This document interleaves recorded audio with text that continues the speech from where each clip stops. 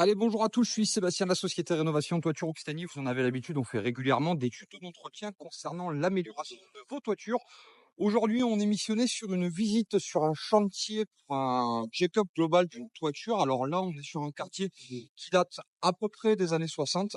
On est sur des maisons qui sont des mitoyennes et qui ont été faites à peu près de la même façon. Donc, c'est des toitures en deux pentes.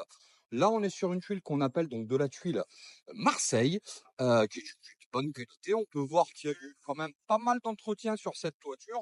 Ce bâtiment a été revendu à un jeune couple. euh, donc, il me missionne pour faire un petit check-up de cette partie toiture.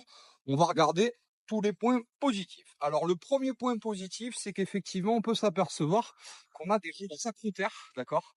Donc, c'est en fait, à l'époque, c'était une façon de finir la mitoyenneté donc de la maison. Ils ont été habillés. Alors, ils n'ont pas été habillés comme je préfère, parce que techniquement parlant, sur la partie finition, c'est pas foufou. On voit des jolies chevilles à frapper. Mais techniquement parlant, ça tient la route, ça fait complètement l'étanchéité. Avant ça, il y avait certainement en fait ceci. Hop, je vous montre rapidement. Certainement du goudron. Donc c'est beaucoup mieux aujourd'hui d'avoir un habillage tel que celui-ci, même si effectivement la finition n'est pas folle, le travail a été fait. Donc techniquement parlant, la protection des têtes de mur est en cours. On a donc une petite spécificité, on a un chéneau encaissé.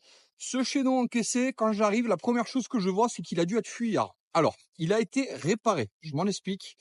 Encore une fois, sur la partie de ce qui a été fait, il y a donc normalement un chéneau qui est encaissé, qui a été rajouté, en fait, il y a une gouttière qui a été mise dans le chéneau, et ils ont rajouté donc une couvertine par-dessus.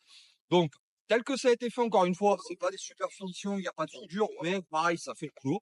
Donc, pas de souci spécifique. La seule chose, c'est qu'encore une fois, comme dans beaucoup d'endroits, la gouttière, elle est bouchée. Donc, il faudra faire un petit peu le ménage de manière à éviter qu'à un moment donné, il y ait de l'eau qui rentre dans la maison. Sur la partie toiture, on a donc très peu d'éléments. On a effectivement donc un retour de cheminée. Actuellement, ce retour, bon, il est dans son jus, mais je vois absolument pas l'intérêt d'y toucher. Il a aucune perte sur la partie de l'humidité. Il n'est pas percé, il n'est pas perforé, donc aucun souci. Sur la partie du fêtage, le fêtage, même s'il est vieux, il a été, ils ont fait un beau papa, hein, il a été bien bâti. Je pense qu'il a été un peu repris.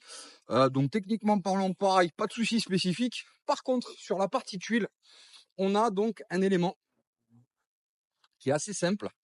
Il a plu. Et je vais vous montrer ce qui se passe quand il pleut sur une tuile qui n'est pas protégée.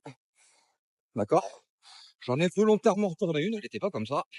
C'est que la tuile, elle se charge d'eau. Alors, on voit bien, elle se charge d'eau pour un paramètre qui est très simple, c'est qu'en fait, elle est poreuse.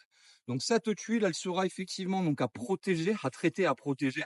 Pourquoi? Parce que de façon naturelle, elle a tendance à stocker beaucoup d'humidité et le risque, vous allez vite le comprendre. C'est que dessous, on a donc un lito en bois, celui-ci il est de faible section. Vous l'avez compris, le petit interstice qu'on voit ici, c'est forcément donc le bout qui est chargé d'humidité. Donc le but, c'est d'éviter naturellement que la partie de la charpente, donc qui soutient entre guillemets les tuiles, ne s'abîme et ne se dégrade. Donc là, techniquement parlant, on est sur une tuile qui est quand même assez poreuse. Donc le conseil qu'il fera à nos clients, c'est de prévoir de traiter les tuiles pour pouvoir les réimperméabiliser. Voilà.